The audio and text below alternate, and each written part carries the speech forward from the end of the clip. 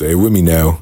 Fuck Bandai. Alright, chat, so One Punch Man Season 3, Episode 3 came out today, and a lot of people are talking about the 2 new animated fights that we actually got in this episode. Now, I'm gonna be completely honest with you. These bitches was whack.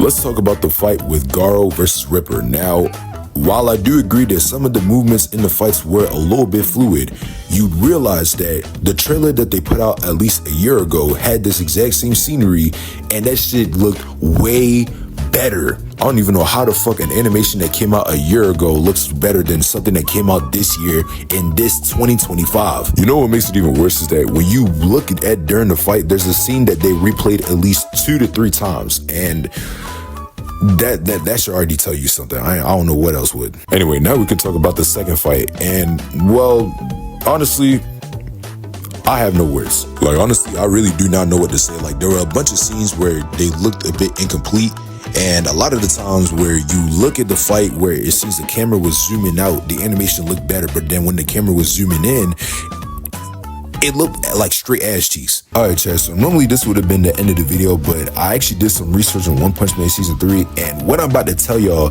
can either come as a shock or no surprise. So apparently it turns out that back in early fall of this year, 6 anime titles were scheduled for release, but then were later postponed before they were due to air.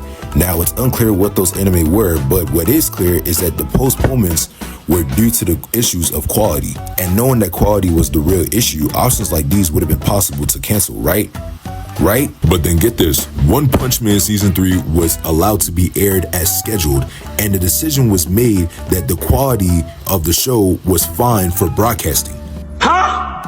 So in other words, this is literally the extent on which the One Punch Man IP was being treated in Japan because of Bandai.